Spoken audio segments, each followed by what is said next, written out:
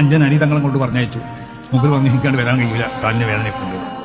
അങ്ങനെ ഞാൻ വരുമ്പോൾ എന്നെ വിളിപ്പിച്ചു. ഞാൻ ആ വണ്ടിയിലിൻ്റെ പുറത്തുനിന്ന് സംസാരിച്ചപ്പോൾ പറഞ്ഞത് പോലെ ഉള്ളിൽ കയറണം പറഞ്ഞു. ഞാൻ ഉള്ളിൽ കയറിയിരുന്നു. എൻ്റെ കാലിന് വേദന ഉണ്ട്, ഇവിടെ നിന്ന് കറങ്ങണം എന്ന് പറഞ്ഞു. ഞാൻ മുമ്പ് കാലിലൊന്ന് ഇങ്ങനെ കറങ്ങി കൊടുത്തു. അങ്ങനെ എന്നോട് പറഞ്ഞു നിങ്ങൾ പോയി കൊടുക്കുന്നു. അപ്പോൾ ഇഫ്തിഖാർ ഉണ്ടായിരുന്നു. എന്നോട് പറഞ്ഞു നിങ്ങൾ രാവിലെ വീട്ടിൽ വരണം, നിർബന്ധമായി വരണം. വന്നു അവിടുന്ന് വീട്ടിൽ നിന്ന് ഒരു രാജകീയമായ ഒരു സ്വീകരണം എനിക്ക് നൽകി. രാവിലെ നാസ്താക്കാൻ വരണം എന്ന് പറഞ്ഞു. നല്ലൊരു നാസ്തി തന്നു. അപ്പോൾ ഞാൻ തങ്ങളോട് പറഞ്ഞു അങ്ങനെ നമ്മൾ യാത്ര തുടങ്ങുന്നുണ്ട്, അതൊക്കെ ഇതിൻ്റെ സംഭവമായിക്കോളും, നിങ്ങൾ തുടങ്ങി. അപ്പോൾ സമസ്ത കേരള ജമിയത്തുൽ ഉലമയുടെ ആശയാദർശങ്ങൾ അത് സംരക്ഷിക്കപ്പെടുക എന്നുള്ളത് തങ്ങളുടെ ഏറ്റവും പ്രധാനപ്പെട്ട ഒരു വിഷയം.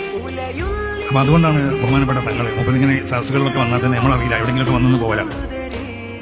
അവരുടെ സാന്നിധ്യം അറിയിക്കും. ഇന്നിവിടെ വന്നു, ഇത് കണ്ട് സന്തോഷിച്ചു, ഭയങ്കര സന്തോഷം രേഖപ്പെടുത്തി. അപ്പം ഞാൻ പറഞ്ഞു നിങ്ങൾ ഇങ്ങനെ ഇരുന്നാൽ പറ്റില്ല, നമ്മുടെ കുഞ്ഞിൽ സമ്മേളനത്തിന് നിങ്ങൾ വരണം, സ്റ്റേജിൽ ഇരിക്കണം എന്നൊക്കെ പറഞ്ഞിട്ടുണ്ട്.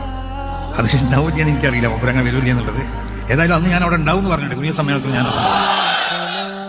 അപ്പോൾ ബഹുമാനപ്പെട്ട അവരണിയിച്ചതാണ് ഈ ഷർട്ട്, ഈ തലീകെട്ടും. അവരഞ്ചൻ അനിതങ്ങളും ഒരു തലീകെട്ട് എനിക്ക് അണിയിച്ചിരുന്നത്. അപ്പോൾ ഞാൻ ഇവരെ എന്നോട് പറഞ്ഞത് പ്രത്യേകിച്ച് മറ്റേ തലീകെട്ട് വെച്ച് പ്രസംഗിച്ചാൽ പോയത്. അത് ഞാൻ പറഞ്ഞത് പറ്റില്ല, പ്രസംഗം കഴിയുന്നത് ബഹുമാനപ്പെട്ട തങ്ങൾ തലയിൽ വെച്ച് മൂപ്പൻ അഞ്ചിനെ കൊണ്ട് വെപ്പിച്ച ഈ തലീകെട്ടും അവർ ഏൽപ്പിച്ച കുപ്പായൊക്കെ എൻ്റെ ശരീരത്തിൽ ഉണ്ടാവട്ടെ.